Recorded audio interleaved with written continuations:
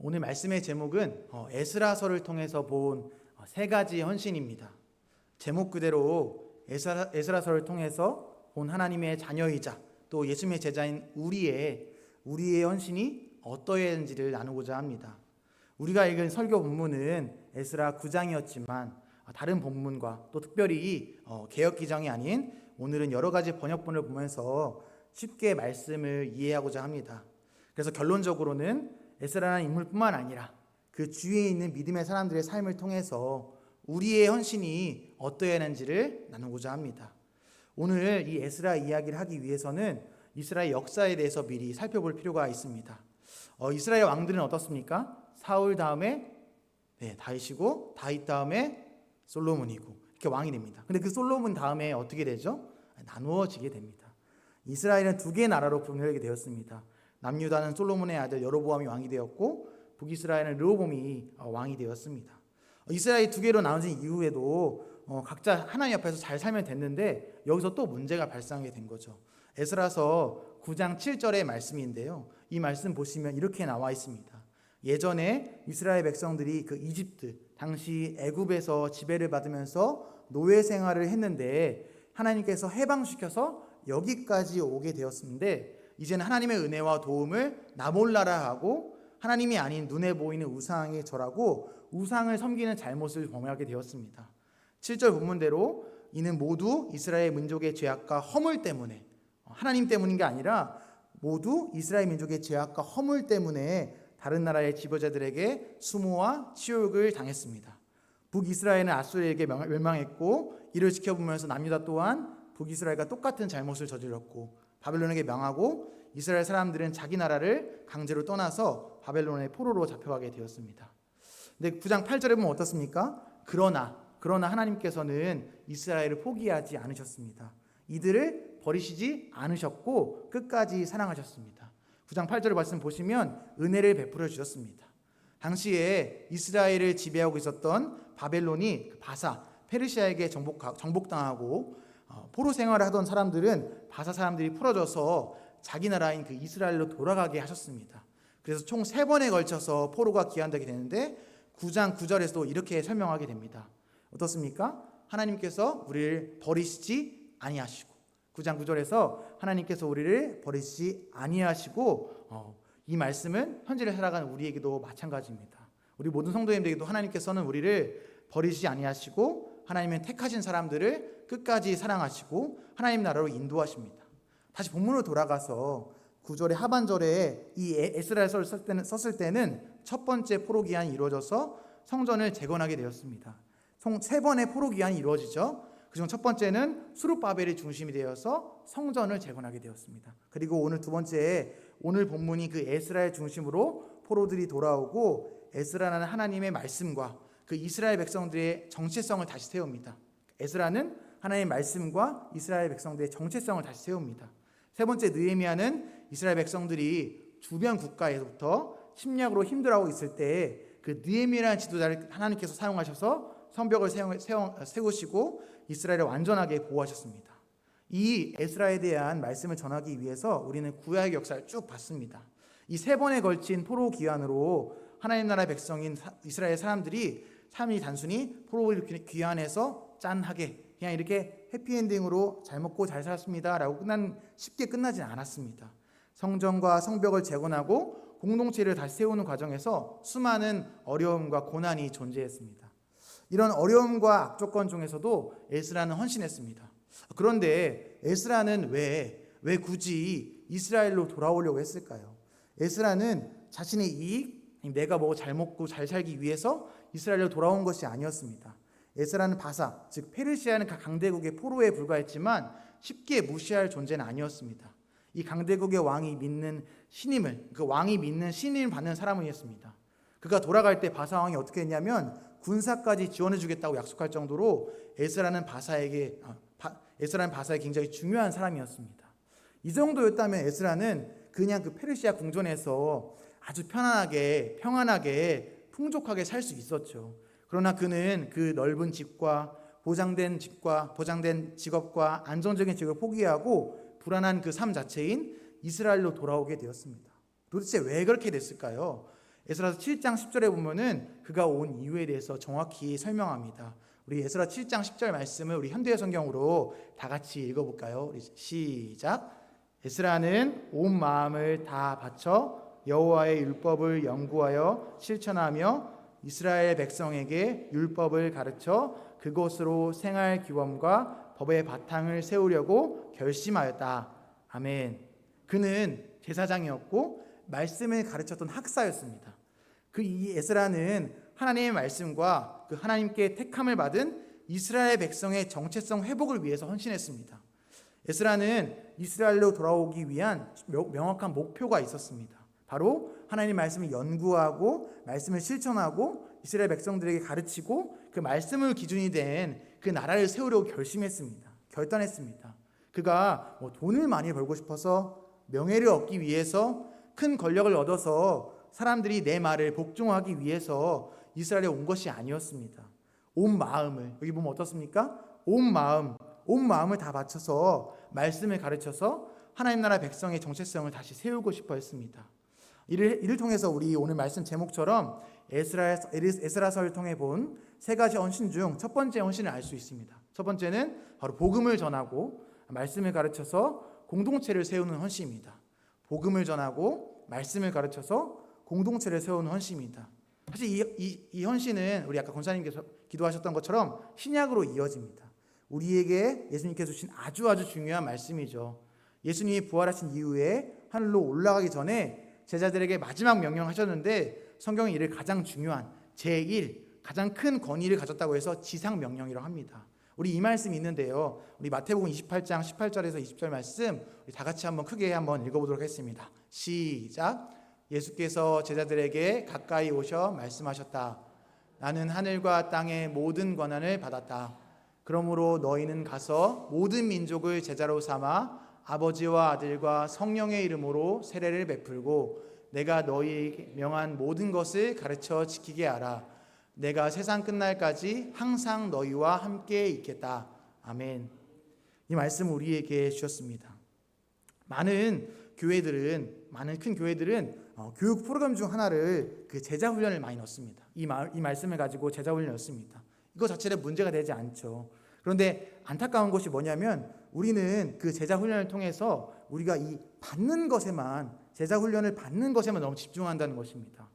가르치는 것은 일부 교육자들이나 장로님들이나 직분자들이 하는 거고 성도들은 배우기만 한다는 것으로 되어버리는 것이죠. 그러나 예수님이 분명하게 이 말씀을 통해서 명령하셨습니다. 제자가 되기 위한 것도 중요하지만 제자 삼으라는 이 지상 명령을 잊지 않으시길 바랍니다. 이 명령은 또한 예수님의 제자에서 끝나는 것이 아니었습니다. 사도 바울은 자신의 영적 아들이자 제자인 디모데에게 이렇게 말씀하셨습니다. 디모데후서 2장 2절 말씀이 있는데요. 이 말씀에 보면 이렇게 나와 있습니다. 충성된 자에게 맡겨 그들도 다른 사람을 가르치게 하시오라고 말했습니다. 그래서 디모데는 충성된 사람에게 다른 사람을 가르칠 수 있게 했고 그 충성된 사람이 충성된 사람의 또 충성된 사람에게 복음을 전하고 말씀을 가르쳤습니다. 그래서 오늘날에 우리가 복음을 듣게 되고 예수님을 구주로 영접한 놀라운 사건이 일어나게 된 것이죠. 이렇듯 우리가 누군가에게 복음을 전하고 말씀을 가르쳐서 공동체를 세우는 헌신을 하지 않았다면 오늘날 우리는 당연히 없게 될 것입니다. 그렇게 예수님을 우리의 구원자라고 믿는 모든 성도들은 모든 민족과 제자로 삼아야 하는데 이를 위해서 우리는 모든 민족에게 가야 하고 세례를 주어야 하고 예수님의 말씀을 가르쳐 지키게 할 의무와 책임이 있습니다. 물론 우리가 살고 있는 세상은 전혀 이 말씀과 반대되는 세상이죠. 무엇보다도 세상에서는 내가 제일 중요하고 내 행복이나 내 감정이나 내 성공을 중요하게 여기지만 이 성경은 특별히 또 지상 명령은 그렇게 말씀하지 않았습니다. 우리가 예수님 믿어서 천국을 선물로 받았다면 영원한 생명이 우리 가운데 있다면 모두 우리는 가족과 주변 사람들에게 또 해외에 있는 타문화권 사람들에게 말씀을 전할 의무와 책임을 받았다고 오늘 이 말씀을 명령하고 있습니다. 이와 같이 복음을 전하고 말씀을 가르쳐서 공동체를 세우는 헌신을 하는 저와 우리 남산교회 성도들이 되시기를 주님의 이름으로 축복합니다. 아멘. 두 번째 에스라를 통해서 본 헌신은 공동체를 위해서 공동체의 아픔이 나의 아픔이 되어서 기도하는 헌신입니다. 에스라는 말씀을 연구해서 가르쳐서 이스라엘 다시 세워서 다시 하나님 나라 백성답게 세우겠다고 결단하고 안정된 편안한 삶을 버리고 가장 어렵고 낮은 곳으로 찾아왔습니다. 그런데 그는 포로에서 돌아온 이스라엘 백성들을 보고 큰 충격을 받았습니다. 그들은 그렇게 하나님께 벌을 받아서 힘겹게 포로 생활하고 하나님께 돌아왔는데, 이스라엘로 돌아왔는데, 그 돌아왔음에도 불구하고 여전히 변하지 않고, 그들은 여전히 변하지 않고 죄를 짓는 것을 알게 되었기 때문입니다. 에스라서 9장 11절과 12절에 보면 이렇게 말하있죠. 예루살렘에 살고 있는 하나님 믿지 않은 사람들의 전통에 따라서 하나님이 원하지 않는 잘못을 많이 저질렀습니다. 이방 사람들과 혼이 나고 섞여 살면서 우상을 숭배하는 하나님의 말씀을 불순종하게 되었습니다. 근데 더 심각한 문제가 여기 더 있습니다. 에스라서 9장 1절과 2절 말씀을 보면 어떻습니까? 더 심각한 문제는 이러한 이스라엘의 잘못은 오히려 지도자들과 제사장들이 더 앞장설 정도로 심각했다는 것입니다. 한 민족의 지도자라고 하는 리더들이, 하나님께 드리는 예배를 관리하는 제사장들이 오히려 더 앞장서서 불순종함을 통해서 당시 일반적인 이스라엘 백성들까지 얼마나 하나님과 멀었음을 볼 수 있는 상황입니다. 당시 이스라엘 공동체 리더들이 오히려 더 발벗고 하나님의 뜻에 불순종했습니다. 이 공동체 리더들이 그 공동체의 수준을 알 수 있게 합니다. 리더가 오히려 죄를 짓기에 앞장서는 이 암울한 상황에서 에스라는 이때 기도하기 시작합니다. 에스라는 안정되고 편안한 삶을 버리고 가장 어렵고 낮은 곳까지 왔는데 이 상황이 이렇다면 누구나 포기하고 싶을 수 있습니다. 나는 저 사람들과 아무 상관이 없다고. 왜냐하면 나는 그런 죄를 저지르지 않기 때문이죠. 나 몰라 해도 그만이지만 에스라는 기도하기 시작했습니다. 그래서 에스라서 9장 5절과 7절에 보면 이런 내용이죠. 에스라는 이스라엘 공동체의 문제가 정말 자신의 문제인 것 마치 우리 가족의 문제인 것처럼 기도했습니다.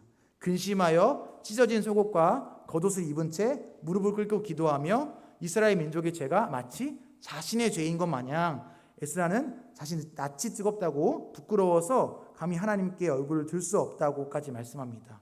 이것이 바로 공동체의 아픔이 나의 아픔이 되어서 기도하는 헌신입니다.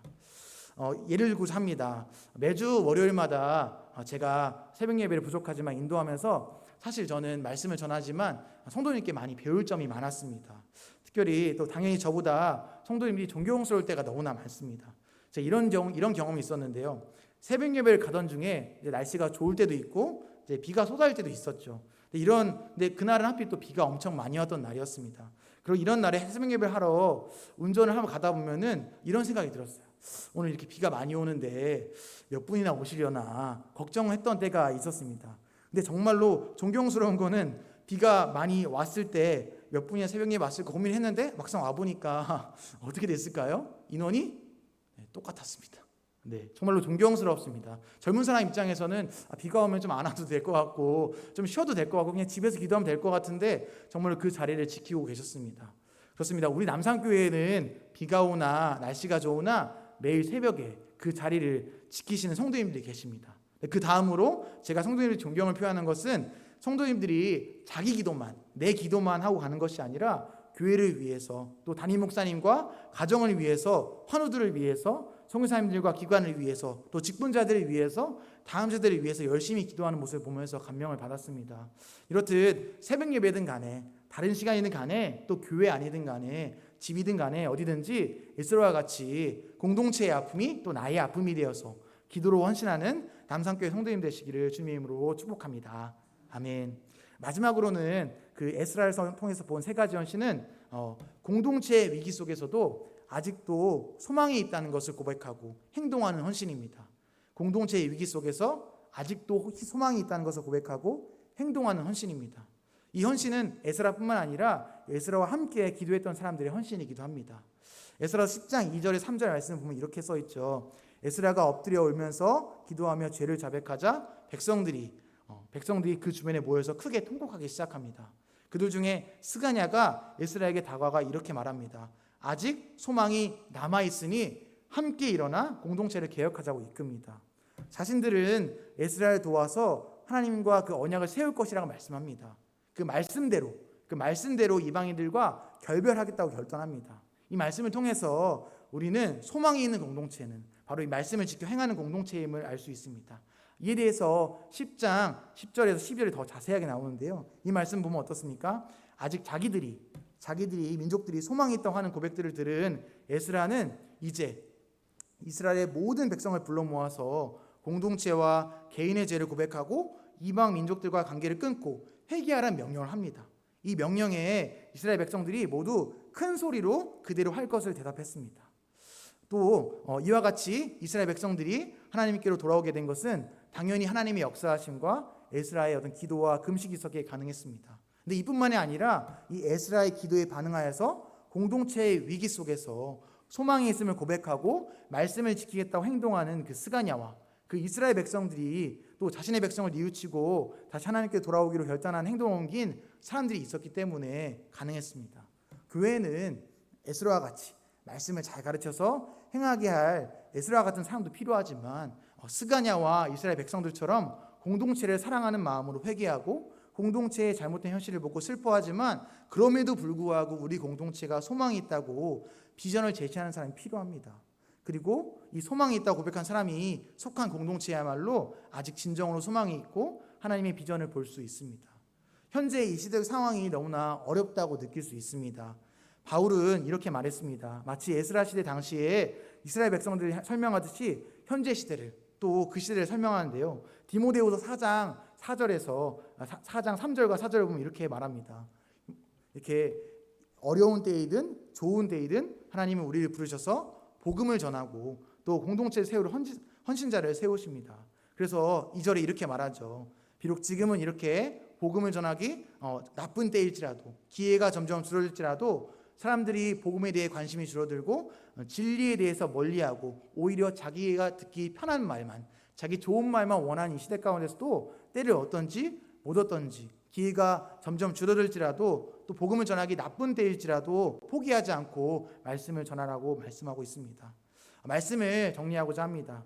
3번에 걸친 포로 기간으로 하나님 나라의 백성인 이스라엘 백성들의 삶이 단순하게 짠하고 포로 기간을 짠하게 해서 해피엔딩으로 잘 먹고 잘 살았습니다 라고 쉽게 끝나진 않았습니다. 성전과 성벽을 재건하고 공동체를 다시 세우는 과정에서 수많은 어려움과 고난이 존재했습니다. 이러한 과정 속에서 많은 헌신이 있었기 때문에 가능했습니다. 에스라는 넓은 집과 보장된 높고 안정된 직업을 포기하고 불안한 그 삶 자체인 이스라엘로 돌아왔습니다. 이스라엘로 돌아와 명확한 목표가 있었습니다. 온 마음을 다 바쳐서 말씀을 가르쳐서 무너진 하나님 나라 백성의 정체성을 다시 세우고자 했습니다. 그렇습니다. 에스라서를 통해서 우리는 3가지의 헌신을 알 수 있습니다. 이 3가지 헌신을 우리는 첫 번째 복음을 전하고 말씀을 가르쳐서 공동체를 세우는 헌신이 있었습니다. 에스라는 말씀을 연구해서 가르쳐서 이스라엘을 다시 세워서 다시 하나님 나라 백성답게 세우겠다고 결단하고 안정되고 편안한 삶을 버리고 가장 어렵고 낮은 곳으로 왔습니다. 반대로 세상은 어떻습니까? 무엇보다도 내가 중요하고 내 행복과 내 감정과 내 성공을 정말 중요하게 여기지만 성경은 그렇게 말하지 않고 있다는 것을 기억하시길 바랍니다. 우리가 예수님 믿어서 천국을 진정으로 선물 받았다면 우리 모두에게 또 우리 가족과 주변 사람들에게 또 해외에 있는 또 타문화권 사람들에게 복음을 전할 책임과 의무가 있음을 기억하시기 바랍니다. 또 2번째, 공동체를 위해서 공동체의 아픔이 나의 아픔이 되어서 기도하는 헌신이 있었습니다. 에스라는 이스라엘에 돌아와서 포로로에서 돌아온 이스라엘 백성들을 보고 큰 충격을 받았죠. 예루살렘에 살고 있는 하나님을 믿지 않는 사람들의 전통을 따라서 하나님이 원하지 않는 잘못을 많이 저질렀습니다. 이방 사람들과 혼인하고 섞여 살면서 우상을 숭배하는 하나님의 말씀을 불순종했습니다. 더 심각한 문제는 뭐였습니까? 이스라엘의 잘못은 오히려 지도자들과 제사장들이 더 앞장설도록 심각했습니다. 이러한 심각한 상황에서 에스라는 포기하지 않고 이스라엘 위해서 기도했습니다. 민족을 위해서 기도했습니다. 공동체의 아픔이 나의 아픔이 되어서 기도했습니다. 마지막 공동체의 위기 속에서 아직 소망이 있다는 것을 고백하고 기도하고 행동하는 헌신이 있었습니다. 에스라가 엎드려 울면서 자기 죄인 것 마냥 공동체의 아픔이 나의 아픔이 되어서 기도하며 죄를 자백하자 백성들이 그 주변에 모여서 통곡하기 시작했습니다. 그들 중에 스가냐와 백성들이 에스라에게 다가와서 우리들에게 아직 소망이 남아있으니 말씀을 지켜서 함께 일어나 공동체를 개혁하는 수고를 하자고 격려합니다. 자신들은 에스라를 도와서 하나님과 언약을 세울 것이라고 말합니다. 말씀대로 이방인들과 결별하겠다고 결단하고 이를 행합니다. 말씀을 마치고 정리하고자 합니다. 사람들은 좋은 교회를 찾습니다. 복음을 전하기 어렵고 예수님을 믿는 사람들로 살아가기 어려운 이 시대 속에서 소망이 있는 교회를 찾습니다. 그러나 일부는 이런 소망이 있는 교회를 알기 위해서, 이런 교회를 찾기 위해서 교회 예배당의 크기나 성도의 숫자나 교회의 음향이나 조명이나 어떤 시설이 잘 되어 있는 걸 가장 중요하게 여기는 경우가 있습니다. 우리는 이 에스라서를 통해서 세 가지 헌신을 배웠습니다. 결국 이 헌신은 어떻습니까? 눈에 보기에 멋있고 사람들의 주목을 많이 받고 화려하게 보이는 헌신이 아니었습니다. 때로는 내 기대와 다르고 힘이 많이 들고 포기하고 싶은 마음이 많이 드는 헌신이었습니다. 그러나 하나님은 이 화려하지 않지만 주어진 자리에서 복음을 전하고 말씀을 가르치는 사람이 있는 교회가 또 공동체의 아픔이 나의 아픔이 되어서 기도하는 사람이 있는 교회가 또 공동체의 위기가 포기하지 않고 말씀을 지키는 공동체가 소망이 있다고 에스라서를 통해서 말씀합니다. 그리고 이 헌신이 남의 교회, 나 말고 다른 사람의 헌신이 아니라 나의 헌신, 또 우리의 헌신이 되어서 이 어려운 시대적 상황이지만 이런 때에도 소망이 있음을 드러내는 우리 모든 남산교회 성도님 되시기를 주님으로 축복합니다. 아멘. 우리 함께 기도로 나아가길 소망합니다. 세 가지 정도 기도하고 마치려고 합니다. 첫 번째는 에스라를 본받는 기도를 하기 소망합니다. 우리 에스라 말씀을 기억하시면서 기도했으면 좋겠습니다. 첫 번째는 복음을 전하고 말씀을 가르쳐서 공동체를 세우는 헌신을 우리가 하길 소망한다고. 때로는 눈에 보이지 않고 화려하지 않지만 이 묵묵히 이 일을 감당해 나가는 사역을 감당해 나갈 수 있도록 기도해 주시고, 또 기도하는 삶이 되기를 위해서 기도합시다. 공동체의 아픔이 나의 아픔이 되어서 기도하는 성도의 삶이 되기를 소망합니다.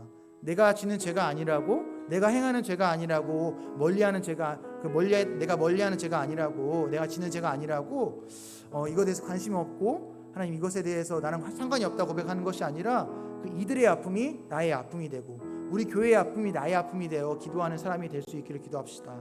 또 세 번째, 공동체의 위기 속에서 아직 소망이 있다는 것을 고백하고 말씀을 지키며 행동하는 이런 삶을 살아갈 수 있도록, 이런 헌신할 수 있도록 우리 세 가지를 위해서 함께 기도하도록 하겠습니다. 함께 기도하도록 하겠습니다.